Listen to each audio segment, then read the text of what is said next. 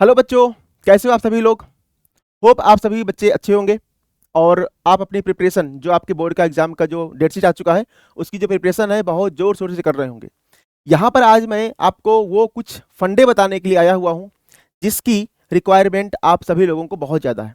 क्योंकि आपको पता है कि जब हम आंसर राइटिंग करते हैं तो आंसर राइटिंग करते टाइम हमारे सामने दो टाइप के क्वेश्चंस होते हैं। एक आपके होते हैं ऑब्जेक्टिव टाइप और दूसरे आपके होते हैं सब्जेक्टिव टाइप। अगर मैं एसएसटी के बारे में बात करूं तो एसएसटी के अंदर या किसी भी सब्जेक्ट के अंदर होता क्या है कि 20 मार्क्स का आपका ऑब्जेक्टिव आता है, क्लास 10th बोर्ड के बारे में बात कर रहे हैं, और रिमेनिंग जो पोर्शन रहेगा लाइक 60 मार्क्स का जो रहेगा आपका वो आपका होता है आंसर राइटिंग का। और यहाँ पर जो सबसे बड़ी गलती हम लोग करते हैं वो गलती हम ये करते हैं कि हमारा मेन फोकस कहाँ पर रहेगा, एमसीक्यू रटते रहो रटते रहो रटते रहो, लेकिन आंसर राइटिंग कैसे करना है उस पर हमारा मेन फोकस नहीं रहता है और नंबर हमारे वहीं कटते हैं। फिर बाद में आकर हम क्या बोलते हैं कि सर मैंने लिखा बहुत सारा था लेकिन नंबर नहीं आए। अब वो नंबर क्यों नहीं आते हैं? क्योंकि हमें लिखने का जो तरीका है वो हमें नहीं पता है। मैं आपको एक सिंपल सी बात बता दूं कि बोर्ड की कॉपी जब एग्जामिनर के पास जाती है तो एग्जामिनर आपको बाई फेस या बाई नेम नहीं जानता है। हो सकता है कि आप इस रीजन के हैं और आपकी किसी और रीजन पे बहुत दूर किसी एग्जामिनर कॉपी मिले आपकी कॉपी चेक करने के लिए। तो वहां पर अगर आप किसी एग्जामिनर से बात करना चाहते हैं तो उसके लिए एक ही मीडियम होता है, वो है आपकी कॉपी। आपकी कॉपी जितनी अच्छी लिखी होगी एग्जामिनर पर उतना ही अच्छा इंपैक्ट पड़ेगा। हाँ, ये लिखने से कि सर मुझे पास कर दीजिए, नहीं मेरी शादी हो कर दी जाएगी, सर मुझे पास कर दीजिए, मैं बहुत गरीब हूं, इससे लिखने से नंबर नहीं आते हैं। तो अगर 95% आपको बोर्ड में लाने हैं तो उसके लिए आपको कुछ चीजों को समझना पड़ेगा। अब वो समझना क्या है, वो चीजें क्या है, एक बार देखिए। सबसे पहले आपको पता होगा कि जब हम बोर्ड की आंसर राइटिंग करते हैं तो ये नहीं कि अगर मान लो आपको आंसर राइटिंग करना है तो सिर्फ नंबर इससे नहीं बढ़ते हैं कि आपने बस ढेर सारा कंटेंट लिया और डाल दिया। एग्जाम में आपको कंटेंट बेस पे काम नहीं करना है, आपको कॉन्सेप्चुअल या पॉइंट बेस में काम करना है। और उसके लिए बहुत अच्छा हमारे पास फॉर्मूला है। वो फॉर्मूला क्या होता है कि अगर आपको बोर्ड के परसेंटेज बढ़ाने हैं उसको बढ़ाने के लिए आपको पिक्टोरियल कंटेंट पर ज्यादा फोकस करना पड़ेगा। और पिक्टोरियल कंटेंट क्या होता है मैं आगे आपको बताऊंगा, वन बाय वन हम बात करेंगे। बट पैराग्राफिक कंटेंट को कम से कम रखना है। पैराग्राफिक कंटेंट जितना कम रहेगा उतने ही ज्यादा आपके बोर्ड में परसेंटेज आने के चांस हैं, और पिक्टोरियल कंटेंट जितना ज्यादा रहेगा उतने ही ज्यादा आपके बोर्ड में परसेंटेज आने के चांस है। तो 95% लाने के लिए या कोई टॉपर्स जब करता है ना तो टॉपर ने भी सेम लाइन लिखी है, आपने भी सेम लाइन लिखी है, लेकिन उसके लिखने का तरीका बिल्कुल डिफरेंट हो जाता है। तो इस डिफरेंस को समझना बहुत जरूरी है। आपके यहाँ पे लिखा भी है कि 20% से ज्यादा नंबर इसी बात पे निर्भर करते हैं कॉपी को कैसे आपने बेहतरीन बनाया है। एक सुंदर कॉपी क्या होती है और एक गंदी कॉपी क्या होती है, इन दोनों में बेसिक डिफरेंस अगर आपको नहीं पता है तो नंबर नहीं आएंगे। तो नंबर लाने के लिए आपको ये डिफरेंस समझना बहुत जरूरी है। आंसर राइटिंग कैसे करते हैं, 20% आपको पता होगा कि कोई भी नंबर आएगा, आपने लिखा कि हमने प्रॉपर पूरे क्वेश्चंस कर दिए, बट नंबर 5 में से आपको 2 नंबर देके चला गया एग्जामिनर। बट वहां पर आप उससे 4 नंबर भी चोरी कर सकते थे। अब वो तरीका क्या होगा उस तरीके को समझना है। ठीक है बच्चों, आपको पता होगा हमारी एक बुक है और उस बुक में बहुत सारे हमने ऐसे फैक्ट दिए हैं, ऐसे बहुत सारे आपको ट्रिक्स दिए हुए हैं। अगर आपने उनको इंप्लीमेंट किया अपनी अपनी बोर्ड आंसर राइटिंग में, अपनी पढ़ाई में, अपनी प्रिपरेशन में, अपने रिवीजन में, तो डेफिनेटली आपको 95% लाने से कोई नहीं रोक सकता। और वो बुक का नाम क्या है, स्कूल टॉपर्स। आगे इसके बारे में डिटेल से हम लोग बात करेंगे। नाउ अब आगे हम बात करते हैं। आपको पता होगा यहाँ पर कि 90% से 95% से ज्यादा के लिए, चाहे आप आईएएस ऑफिसर के बारे में बात करेंगे जो यूपीएससी की प्रिपरेशन करेंगे, या और भी चाहे हम बोर्ड के एग्जाम के बारे में बात करें या यूपीएससी एग्जाम के बारे में बात करें, किसी भी एग्जाम के लिए आंसर राइटिंग का बहुत ज्यादा इंपॉर्टेंस होता है। ब्यूटीफुल लिखने का मतलब है सुंदर हैंड राइटिंग। अब ये नहीं है कि आपने लिखना शुरू किया आप इसमें फूल पत्तियां बना रहे हो, फूल पत्ती से नंबर नहीं आते। वही कंटेंट लिखना है जो हमें पूछा गया एग्जाम के अंदर, लेकिन लिखने के तरीके के लिए आपको कुछ चीजों को समझना पड़ेगा। अब वो समझने के लिए चीजें क्या होती हैं आपके सामने ये है। हमारे पास आपको पता है कि पिक्टोरियल कंटेंट में मैंने आपको बताया था कि 6 पॉइंट आते हैं। जैसे पहला पॉइंट क्या आता है आपका, पहला पॉइंट आता है डायग्राम। ठीक है, डायग्राम डालने पड़ेंगे।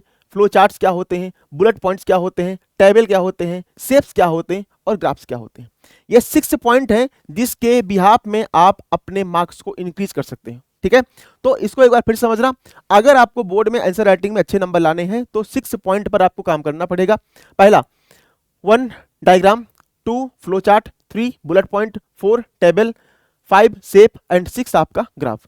इन 6 के हेल्प से आप 95% प्लस मार्क्स लेके आ जाएंगे बिना किसी परेशानी के। आपको उतना ही पढ़ना है। आप सोच रहे होंगे ना कि सर मैं टॉपर्स क्यों नहीं बन पा रहा हूं, टॉपर्स ना बनने के पीछे सिर्फ एक ही बैरियर है, वो है आपकी आंसर राइटिंग। 20 मार्क्स तो आप आराम से ले आओगे एमसीक्यू का, लेकिन कहानी कहाँ फंस जाती है आपके आंसर राइटिंग में। और आंसर राइटिंग में हम लोग पैराग्राफिक कंटेंट पे ज्यादा फोकस करेंगे, पिक्टोरियल कंटेंट पे हम फोकस कम से कम करते हैं, इसलिए हमारे नंबर करते हैं। आइए, जैसे मैंने आपको बताया था स्कूल टॉपर्स की बुक, वो आपके सामने ये है स्कूल टॉपर्स की बुक। और इसमें जो हमारे सर हैं एबीके सर, आपने ऑलरेडी अलग अलग जो आपकी प्लेटफॉर्म है, जो आपकी सोशल मीडिया प्लेटफॉर्म है, आपने उनको देखा होगा, बहुत ही ज़्यादा फेमस है और बहुत अच्छा उन्होंने मेंटोर किया है, गाइडेंस के लिए बहुत जाने जाते हैं और अपनी नॉलेज के लिए काफ़ी ज़्यादा जाने जाते हैं।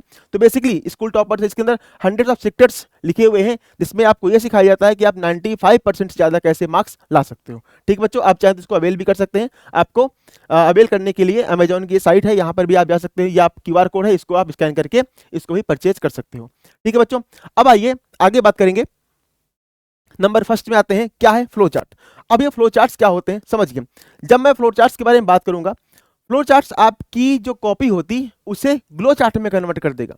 यानी कि अभी मान लेते हैं मैंने कोई लाइन लिख दी, एक सिंपल सी लाइन मैंने कोई लिख दी है ना, कोई मैंने एक सिंपल सी लाइन लिख दी, और उस सिंपल सी लाइन को लिखने के लिए मान लेते हैं, पीछे एक बार दिखा देता हूं आपको, ये है, यहां पर लिखा हुआ है fat is a organic substance which is insoluble in water.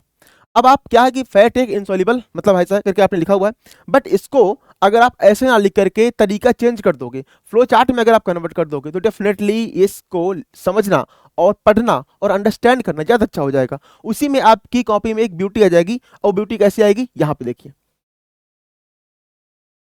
ये देखिए, मैंने लिखा fat is a organic substance which is insoluble in water. आपने ऐसे लिख सकते हो, या आप इसको ऐसे भी लिख सकते हो, या आपका वर्टिकल हो गया, और हॉरिजॉन्टल में आप ऐसे लिख सकते हो कि fat is a organic substance which is insoluble in water. अब इससे क्या होगा, इससे जब एग्जामिनर आपकी कॉपी को चेक कर रहा होगा, उसने डेफिनेशन पूछी व्हाट इज फैट, तो आपने नॉर्मल ही लिखा है, बट आपने थोड़ा सा इसमें एक ट्रिक्स अप्लाई कर दिया। अब उस ट्रिक से क्या हुआ, उस ट्रिक से ये फायदा हुआ कि ये जो आपके सामने मार्क्स लगे हुए हैं, इससे आप आराम से चीजों को समझ पा रहे हो। एक सिंपल लाइन की जगह अगर आप इसको ऐसे लिखोगे, आप ये आपके ऊपर है कि आप हॉरिजॉन्टल वाला यूज कर रहे हो या वर्टिकल वाला यूज कर रहे हो, बट उससे फायदा ये होगा कि आपकी जो कॉपी है वो बहुत अच्छी दिखेगी। तो ये पहला ट्रिक क्या होता है, ये होता है आपका फ्लो चार्ट। अगर आप अपनी आंसर राइटिंग में फ्लो चार्ट यूज करोगे तो डेफिनेटली आपकी, ऐसे हम कहाँ यूज कर सकते हैं, फॉर एग्जाम्पल आप कोई डेफिनेशन लिख रहे हो, फॉर एग्जाम्पल आप कोई नोट पॉइंट लिख रहे हो, तो वहां पर आप फ्लो चार्ट यूज कर सकते हो, जिससे आपकी जो चीजें हैं, जो आपका एग्जाम का रिटन फॉर्म है, वो ज्यादा अच्छा हो जाता है। ठीक बच्चों, नाउ अब आगे बात करेंगे। मैं मानता हूं कि फ्लो चार्ट लिखने में भी आपको उतने नंबर मिलेंगे, लेकिन सबसे बड़ी बात यह है कि डेफिनेशन पर बेस्ड है, हाफ एंड एक, तो या तो आपको आधे से एक नंबर भी मिलते हैं, बट फ्लो चार्ट में ये गारंटी हो जाती है कि आपको नंबर देके ही जाएगा, आपके नंबर कटेंगे नहीं। ठीक है, तो पॉजिटिव माइंडसेट जब एग्जामिनर पढ़ना शुरू करेगा, क्योंकि पहले आप डेफिनेशन लिखोगे, फ्लो चार्ट यानी कि डेफिनेशन पहले नंबर पे आएगा। किसी भी लाइक 5 नंबर का सवाल है कि मैं आप पहले में क्या लिखोगे, डेफिनेशन लिखोगे, वो डेफिनेशन ही उस एग्जामिनर के, मैंने आपको स्टार्टिंग में बताया था कि एग्जामिनर से बात करने का जो तरीका होता है वो क्या है, आपकी कॉपी। तो एक कॉपी का जो पॉजिटिव माइंडसेट आपने दिया, एग्जामिनर समझ गया कि हाँ बच्चे को नॉलेज है, अब बच्चा आप जो बोल रहा है मे बी वो सही हो सकता है। अब आगे देखते हैं आगे कहानी क्या है। सेकंड नंबर आता है क्या, बुलेट पॉइंट। अब बुलेट पॉइंट क्या होता है, मान लेते हैं कि हमने बोला कि इसके 4 टाइप होते हैं, इसमें हमने 5 पॉइंट लिखने हैं, तो 5 पॉइंट हम चाहें तो पूरे पैरा में लिख सकते हैं, या हम 1 2 3 4 5 या बुलेट के फॉर्मेट में हम इनको लिख सकते हैं। देखो कैसे, समझ में आ रही बात। तो बुलेट पॉइंट के लिए भी आप कुछ सिंबल्स यूज कर सकते हो। अब ऐसा नहीं कि बस यही सिंबल है जो आपको यूज करना है, आप अपने भी सिंबल बना सकते हो, आपके पर्सनल कोई सिंबल होंगे उनको भी बना करके लिख सकते हो। तो बुलेट पॉइंट से क्या होगा कि चीजों को जब आप बार बार बुलेट पॉइंट में लिखोगे, तो एक तो कॉपी आपकी सुंदर दिखती है, कम टाइम में आप उस कॉपी को भर भी सकते हो, और तीसरा ये है कि जो आप बताना चाह रहे हो, जो आपके स्ट्रॉन्ग या कीवर्ड्स हैं, वो कीवर्ड्स आप बुलेट पॉइंट में दिखा सकते हो। तो इस तरीके से मान लेते हैं कि उसके 4 टाइप हैं या 5 टाइप हैं, और आपको 1 2 3 4 5 4 लाइन में लिखना हुआ है, तो आप उनको बुलेट पॉइंट में डाल के लिखेंगे तो अलग अलग है सब। और दूसरी बात यह है कि जब आप बुलेट पॉइंट करें, जब आप बुलेट पॉइंट यूज कर रहे हैं, तो ट्राई करें कि हर एक क्वेश्चन में अलग अलग बुलेट पॉइंट यूज करें। उससे फायदा क्या होता है, कॉपी आपकी सुंदर दिखती है, भद्दी या भरी हुई एक जैसी मोनोटोनस कॉपी नहीं दिखती है, आप यूनिक कॉपी को बना सकते हो। तो फिर से अगेन वही वाली बात है, आप कितने सुंदर हो उससे एग्जामिनर को फर्क नहीं पड़ता है, आपकी कॉपी कितनी सुंदर है उससे एग्जामिनर को फर्क पड़ता है, और उससे आपको नंबर देके जाता है। ठीक है, नाउ अब आइए आगे बात करेंगे तीसरा पॉइंट है हमारी टेबल। अब टेबल को हम यूज कहाँ करते हैं, तो अगर हम टेबल को यूज करना है तो उसके लिए हम सबसे पहला पॉइंट यूज कर सकते हैं। मान लेते हैं कि किसी दो पॉइंट्स के बीच में डिफरेंस आ गया, फॉर एग्जांपल आ गया कि आपको दो चीजों में आपको डिफरेंशिएट करना है, ठीक है। तो अब अगर मैं बोलूं कि काइनेटिक फ्रिक्शन हो गया, डायनामिक फ्रिक्शन हो गया, इन दोनों के बीच में आपको डिफरेंशिएट करना है, या कुछ भी अगर मैं बोलूं कि वेक्टर क्वांटिटी या स्केलर क्वांटिटी, इन दोनों के बीच में डिफरेंशिएट करना है, या अगर मैं आपसे बोलूं कि लाइक जो रबी क्रॉप है और जो खरीफ क्रॉप है, इन दोनों के बीच में डिफरेंस क्रिएट करना है। तो कुछ भी चीजें हैं जहां पर डिफरेंस क्रिएट करने के बारे में बात आएगी, वहां पर आपको टेबल को यूज करना है, ठीक है। तो टेबल को यूज करने के लिए आपको डिफरेंस वाले में बेसिकली हम टेबल को यूज करते हैं। इस तरीके से आप टेबल को यूज कर सकते हैं। यहाँ पे आपने 3 पॉइंट लिख दिए, यहाँ पे आपने 3 पॉइंट लिख दिया। अच्छा, यूज कैसे करते हैं, इससे नंबर कैसे आते हैं। मान लेते हैं कि टेबल आया 3 नंबर का, टेबल कितने नंबर का आया, 3 नंबर का। तो 3 नंबर के लिए 3 पॉइंट्स आप यहाँ लिखिए, 3 पॉइंट्स आप यहाँ लिखिए। उससे क्या होगा, उससे ये होगा कि हाफ नंबर हर एक पॉइंट में आपको मिल जाएंगे, तो 3 नंबर तो आपको एग्जामिनर दे के जाएगा। अगर क्वेश्चन आपका 5 नंबर का है तो 5 पॉइंट यहां लिखिए, 5 पॉइंट यहां लिखिए। हर एक पॉइंट में एग्जामिनर आपको कम से कम आधे नंबर तो दे के जाएगा, और उससे फायदा ये होगा कि आप आराम से वो नंबर चुराने वाली जो टेक्निक मैंने स्टार्टिंग बताई थी कि नंबर चुराना इंपॉर्टेंट होता है, वो आप सीख जाएंगे। समझ में आ रही बात बच्चों। तो इस तरीके से आप टेबल के फॉर्मेट में ये मत करना कि 4 नंबर का सवाल था, बस आपने 2 यहाँ लेके खत्म कर दिया। एक नंबर नहीं मिलता है बेटा, नंबर मिलता है आधा। तो आधा आधा आधा, और यहाँ पे मिलेगा इस तरीके से आपको 3 नंबर मिल जाएंगे। तो 3 नंबर का सवाल है तो 3 आपको, 3 यहाँ 3 यहाँ। 5 नंबर का सवाल है तो 5 यहाँ 5 यहाँ। 2 नंबर का सवाल है 2 यहाँ 2 यहाँ। समझ में आ रही बात। चलो आगे चलते हैं। ये जहां से मैं अभी फिलहाल आपसे बात कर रहा हूँ, ये हमारी संस्था है सेल्सियस इंस्टीट्यूट। अजमेर में हमारी 2 ब्रांच है, इसके अलावा अलग अलग और सिटी में हमारी ब्रांचेस हैं, और बहुत सारे स्टेट से हमारे यहाँ बच्चे आते हैं। तो इस तरीके से आप चीज़ों को देखिए, यहाँ पे सारे बच्चे हैं, 1 by 1 1-to-1 कम्युनिकेशन होता है बच्चों से, टीचर्स का, और जो भी क्वेरी होती हैं आप विद इन मतलब बहुत कम टाइम में आप चीज़ों को रिकॉल कर पाते हैं, बहुत कम टाइम में अपने आपको जो क्वेश्चंस हैं उनको भी कम कर पाते हैं।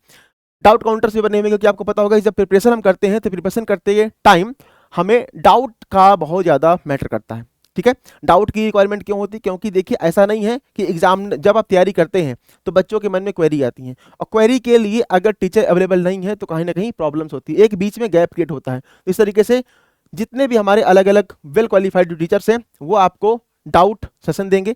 और तो ये है कि अपने आप में एक बेस्ट कोचिंग है।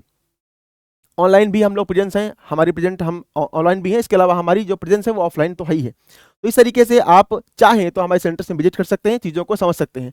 नाउ अब आगे बात करेंगे, नंबर 4 बात करते हैं शेप के बारे में। अब शेप क्या होता है, शेप ऐसा समझिए कि अगर मैं आपसे पूछूं, कोई क्वेश्चन आ गया, उसमें आ गया कि इस चीज़ के 3 टाइप होते हैं, इस चीज़ के 4 टाइप या 5 टाइप होते हैं, तो उसके लिए आप शेप्स यूज कर सकते हो। अब शेप्स कैसे यूज करोगे, शेप के लिए आपके कुछ टाइप होते हैं। फॉर एग्जांपल मान लिया कि किसी भी चीज़ के हैं उसके 3 टाइप होते हैं, तो आप ट्रायंगल फॉर्म में कर सकते हो। ट्रायंगल फॉर्म का क्या करोगे, यहाँ पे आपने एरो खींचा, यहाँ पे लिख दिया नंबर 1, यहाँ पे एरो नंबर 1, यहाँ पे एरो नंबर 1, बीच में लिखा उसका नाम। इस तरीके से क्या हुआ कि सुंदर दिखता है।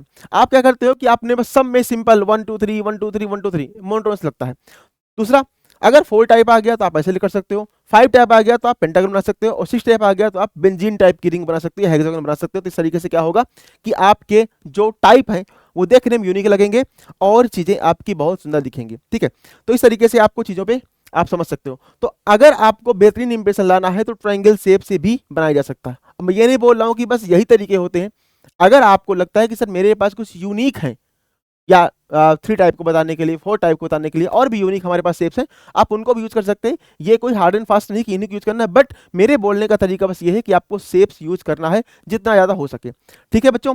नाउ आगे बात करेंगे ग्राफ्स। अब ये ग्राफ्स क्या होती हैं, ग्राफ्स के लिए बेसिकली अगर आपको बताऊं, किसी भी चीज को अगर इंक्रीजिंग या डिक्रीजिंग ऑर्डर में लिखना है तो आप ग्राफ्स के फॉर्म में लिख सकते हो। जैसे यहाँ पे देखिए सिंपल सा है, यहाँ पे आपका पूरा एक केमिकल कंपाउंड्स लिखे हुए हैं, केमिकल आपके एलिमेंट्स लिखे हुए हैं, और उनके घटते बढ़ते क्रम में आपको लिखा हुआ है। लेकिन क्या कौन सा कितना रिएक्टिव हो उनको आपको बताना है। अब रिएक्टिविटी को दिखाने के लिए एक हमारे पास ये तरीका है, एक नॉर्मल सा तरीका है जो हमेशा हर बच्चा यूज करता है। लेकिन दूसरा तरीका है जो देख के लगेगा यूनिक, अब वो है आपका ये ग्राफिकल फॉर्म। ग्राफिकल फॉर्म में आपने क्या किया, यहाँ पे आपने लिखे एटॉमिक नंबर, यहाँ पे आपने लिखा रिएक्टिविटी ऑफ मेटल, और आपने चीज़ों को इस तरीके से शो कर दिया।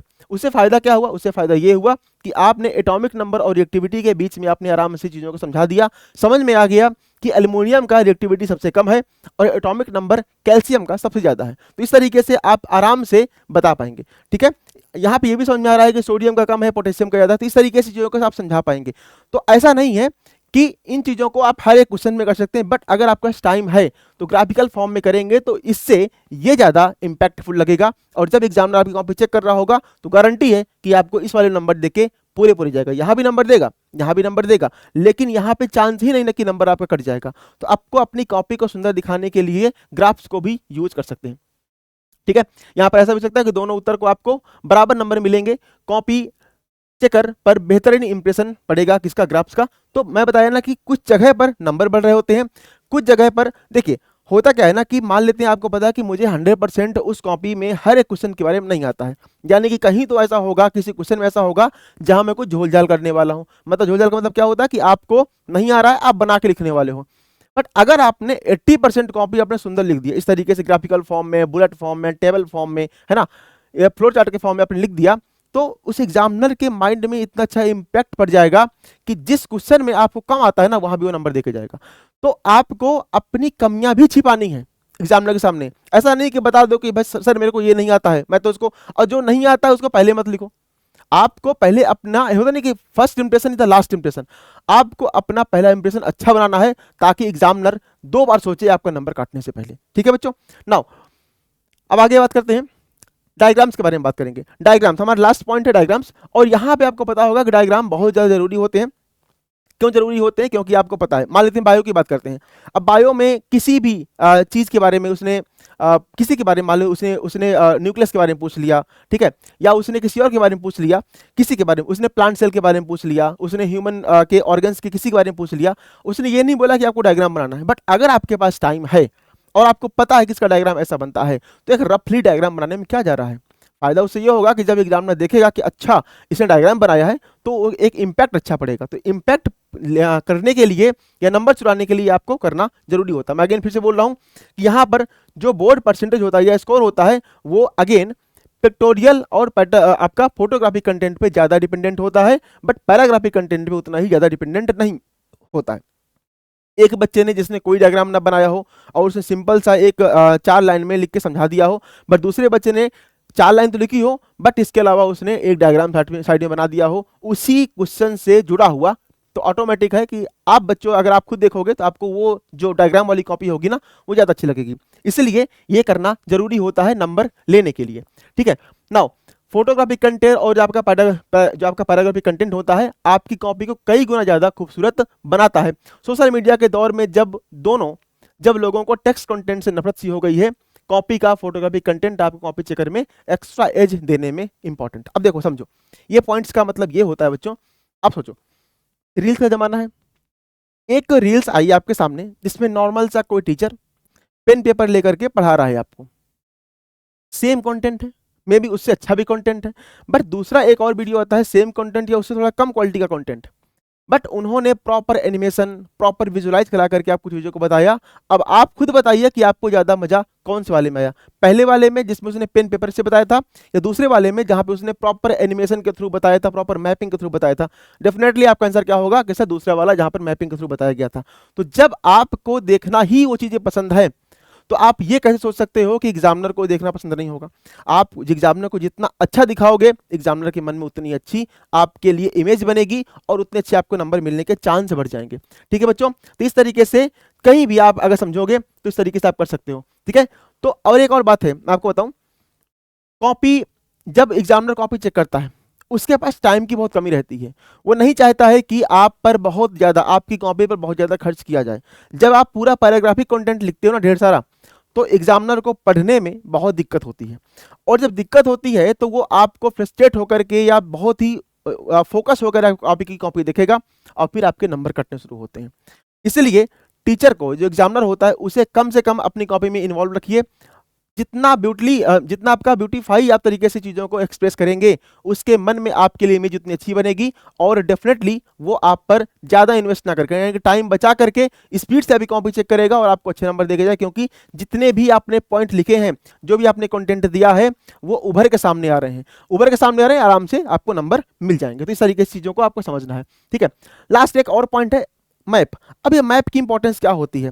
मैप देखिए बच्चों, वैसा आपका बाकी सब्जेक्ट में नहीं आता, बट सोशल साइंस के अंदर मैप की इंपॉर्टेंस है। अब यहाँ पे क्या होता है कि मान लेता हूं मैं आपके लिए, अब इसमें आपको नंबर चुराने के लिए मैं ये नहीं कह रहा हूं कि मैप आपको हर जगह करने हैं। देखिए कुछ सवाल तो मैप वाले आते हैं, वहाँ पे आपको मैप करना पड़ेगा। लेकिन मान लेते हैं कि आपने किसी भी इवेंट के बारे में बात कर रहे हैं, मैप पूछा भी नहीं है, टाइम है आपके पास, तो अगर हो सके तो एक रफ इंडिया का मैप बनाइए। नहीं है तो आजकल मार्केट में बने बनाए वो प्लास्टिक वाले मिलते हैं, उनको रख करके फटाफट रख करके स्केच ड्रॉ कर सकते हैं। तो वैसा मैप बनाइए। अब मैप बनाने के बाद आप जिस इवेंट के बारे में, फॉर एग्जांपल आपने कुछ तमिलनाडु के बारे में लिखा है, तो आपने मान लो मैंने बोला कि रोटेटिंग मानसून तमिलनाडु में आके बारिश करता है, तो जब रोटेटिंग मानसून जब आएगा, वापस आके जब मानसून आएगा, वो आकर के तमिलनाडु कोस्ट में बारिश करेगा। तो अगर आपने तमिलनाडु दिखा दिया तो ऑटोमेटिक यहाँ पर एक अच्छा इंप्रेशन पड़ जाएगा। इसी तरीके से मान लो कोई हिस्टोरिकल इवेंट हुए हैं, तो प्लासी का वॉर हुआ है, बक्सर का वॉर 1764 में हुआ है, प्लासी का आपका 1757 में हुआ है ना। इसके अलावा अगर मैं अवध के बारे में बात करूँगा, तो जो अलग अलग इवेंट्स हैं, जो अलग अलग प्लेस हैं, अगर आप दिखा पाएँ तो दिखा दीजिए। उससे क्या होगा कि जब एग्जामिनर कॉपी चेक करेगा तो उसे पता है कि मैंने जो पूछा था, मैंने पूछा कि जलियांवाला बाग कहाँ हुआ, आपने इसमें मैप बना दिया अमृतसर, और बाकी आपने जलियांवाला बाग उसके बारे में लिख भी दिया जो उसने पूछा था। जब एग्जामिनर आपकी कॉपी देखेगा तो उसके मन में एक पॉजिटिव इंपैक्ट आया कि हाँ, बच्चों को देखो पता है, इसने मैप में बना के बताया अभी कि सर ये है जलियांवाला बाग, यहाँ पे अमृतसर है। तो इस तरीके से आप चीज़ों को एक्सप्लेन भी कर सकते हैं। उससे क्या होगा कि कहीं ना कहीं आपके जो चीज़ें होंगी आराम से आप चीज़ों को कर पाएंगे। ठीक है नाउ, ये एक दुआ डायरी है। दुआ डायरी का मैं पर्सनली इसको पसंद करता हूँ, दुआ डायरी को मेरी पर्सनली फेवरेट है। क्यों फेवरेट है मैं आपको बताता हूँ। क्योंकि दुआ डायरी के अंदर 4 चीज़ें हैं। DWAR, डी फॉर मतलब क्या होता है, what I did, W for what I will, मैं कल आज मैंने क्या किया। विल में क्या होगा, कल मैं क्या करने वाला हूँ। A फॉर अचीवमेंट, मेरे क्या अचीवमेंट रहे आज, मैंने पूरे दिन में जो किया है उसमें अचीवमेंट क्या रहे। और R फॉर रिग्रेट, मेरे रिग्रेट क्या है, मैं क्या नहीं कर पाया। और इसमें कुछ नहीं है, खाली पेज है, आपको रोज की रोज इसमें उसको फिल करना पड़ता है। एक अपने आप से हॉनेस्ट होकर, ऐसा नहीं है कि दिखावा करना है कि सर मैंने कॉपी भर दी है, ऑनेस्ट होकर के आपको इसमें प्रॉपर लिखना पड़ता है। और अगर आपने इसको लिखते टाइम, अगर यहाँ पे लिखा भी है कि अगर आपने 300 डेज भी इसको मेंटेन कर लिया तो आपके अंदर वो पंक्चुअलिटी आ जाएगी, वो डिसिप्लिन आप क्रिएट कर पाओगे कि आप कोई भी एग्जाम आराम से क्रैक कर सकते हो। तो थोड़ा सा आपके अंदर पंक्चुअलिटी लाने के लिए, आपको एक ऑर्गेनाइज वे में मेहनत करवाने के लिए इस दुआ डायरी का बहुत ज़्यादा इंपॉर्टेंस होता है। ABK सर ने इसको पर्सनली लिखा है। इस पूरे आइडिया को इन्होंने एक बुक के फॉर्मेट में रिप्रेजेंट किया है आपके सामने।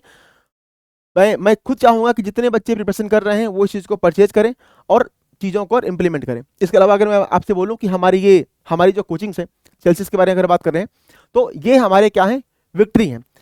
क्या क्या हमने किया है, हमने JEE में भी अच्छी खासी रैंक दी है। यहाँ पे आपके सामने से पिक्चर्स हैं, ये JEE में अलग अलग इंस्टीट्यूट में, IITs में, अलग अलग IIT में ये सब बच्चे पहुँच चुके हैं। तो हर साल हमारे एक अच्छे रिजल्ट आते हैं। और देखिए, मेहनत करने के लिए ऐसा नहीं है, मेहनत तो दुनिया करती है, लेकिन मेहनत करने के लिए सही मार्गदर्शन का होना जरूरी है, सही प्लेस का होना जरूरी है। अगर आपका सही प्लेस नहीं होगा, सही मार्गदर्शन नहीं होगा, तो आप अंधे में काना राजा वाली दौड़ करेंगे और उसका रिजल्ट जो है कुछ नहीं निकलेगा। आज के टाइम पे हजारों लोग जो है तैयारी करवाते हैं या करते भी हैं, बट रिजल्ट बहुत ही कम निकलते। तो रिजल्ट कम निकलने के पीछे का मेन जो चीज़ होती है वो क्या होता है कि आपको सही मार्गदर्शन ना मिलना। दूसरी बात, एक और एक बुक है अपने आप में इंपॉर्टेंट है, जीत की रणनीति। अब जीत की रणनीति जो है आपके हिंदी में भी और इंग्लिश में भी दोनों तरीके से है, आप चीज़ों को पढ़ सकते हो। इसमें क्या है कि जो आपके बच्चे JEE और NEET की तैयारी करते हैं या 10th के बाद जो बच्चे तैयारी करते हैं, तो उनको कैसे कैसे आपको अपने आप पर काम करना है, कैसे कैसे आपको पंक्चुअल होना है, कैसे कैसे आपको डिसिप्लिन होना है, कैसे आपको जो प्रॉब्लम है उन्हें सॉल्व करना है, उनके लिए भी आपको काम करने के लिए चीज़ें अपने आप में पर्सनली मोटिवेट करती है। इसके अलावा हमारे बहुत सारे सेगमेंट है, इसमें आपके NCERT निचोड़ है, वर्ड टू वर्ड है, ये सारे के सारे आपके पास सब चीज़ें दिया हुआ है। यहाँ पे NCERT मैथमेटिक्स है, NCERT निचोड़ है, सब कुछ है, physics, bio, chemistry and math. इस तरीके से आप चीज़ों को लेकर के चीज़ों को, क्योंकि आपको पता है NCERT की जो लैंग्वेज है, NCERT लैंग्वेज बहुत अच्छी है, लेकिन मेन है ना कि वही वाली बात अगेन, वो आपका पूरा पूरा पैराग्राफी कंटेंट है, बट उसको एक पिक्टोरियल फॉर्म में कन्वर्ट करके अगर आपको दिया जाएगा तो आप उसको पढ़ना और रिवाइज करना आपके लिए काफ़ी आसान हो जाएगा। इसके अलावा बहुत सारे हमारे जो एक्स्ट्रा करिकुलम यहाँ पे इवेंट्स होते हैं वो भी हमारे कोचिंग्स में यहाँ पे होते रहते हैं, हमारे इंस्टीट्यूट में होते रहते हैं। तो इस तरीके से भी आपको चीज़ों को, क्योंकि सिर्फ पढ़ाई और पढ़ाई इंपॉर्टेंट नहीं होती, पढ़ाई के साथ जब आप चीज़ों को रिलैक्स करके, आप इंजॉय करके पढ़ाई करते हैं, कभी कभी पूरे साल में या कुछ मंथ में आपको अपने लिए भी टाइम निकालना चाहिए, एक्स्ट्रा करिकुलम एक्टिविटी के लिए भी टाइम निकालना चाहिए, जिससे कि आप अपने आप को और अच्छा निखार सकते हैं। पिछले 10 सालों में अप्रोक्सीमेटली 1190 प्लस नीट में और जेई में हमने चयन किया है। अगर यहाँ पे देखा जाए तो बहुत सारे ऐसे बच्चे हैं, शिवानी सैनी हो गई, यश भाभा हो गया, अंजलि सोनी हो गए, तो बहुत से ऐसे बच्चे हैं जो अलग अलग इंस्टीट्यूट में जाकर के अपना नाम रोशन कर रहे हैं। इसके अलावा संस्था का भी नाम आगे बढ़ाने में काफ़ी हेल्प कर रहे हैं। ये और भी कुछ रिजल्ट हैं, आराम से आप इनको देख सकते हो। कृष्ण कुमार सैनी है ना, तो इस तरीके से आप चीज़ों को समझ सकते हो। इसके अलावा अगर मैं आपसे बात करूंगा, ये हमारे कुछ AIR रैंक्स हैं। यहाँ पे अगर देखा जाए तो ये सारे हैं आपके रैंक्स हैं, आप इनको आराम से रीड आउट कर सकते हो। तो ये कुछ रिजल्ट हैं।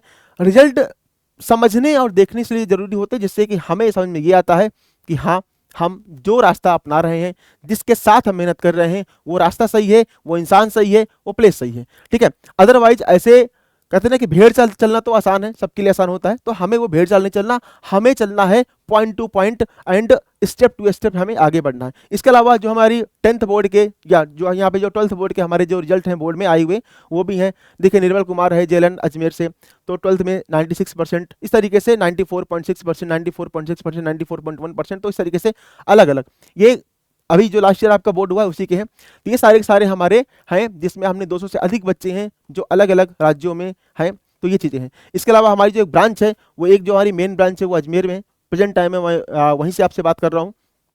सेल्सियस है यहाँ पे आपका श्रीनगर रोड पे है। दूसरी अगर ब्रांच के बारे में बात करेंगे तो आपकी वैशाली नगर यहाँ पर है। प्रॉपर इसका मोबाइल नंबर और आपके सामने एड्रेस दिया हुआ है, आप कभी भी विजिट कर सकते हैं। ठीक है, इसके अलावा अगर हम बात करेंगे, ये हो गया। जयपुर ब्रांच हमारी है। जयपुर ब्रांच भी हमने अभी ओपन कर रखी है, जो सेल्सियस के नाम से ना चल करके नीट काका जेई के नाम से चल रही है। उसके लिए जो प्लेस है वो आपका नीट काका जेई जयपुर, त्रिवेणी पुलिया, गोपालपुरा बाईपास जयपुर। तो इस तरीके से मोबाइल नंबर नीचे दिए हुए हैं, आराम से वहाँ पे कांटेक्ट कर सकते हैं, विजिट कर सकते हैं, आप अपनी क्वेरी को पूछ सकते हैं।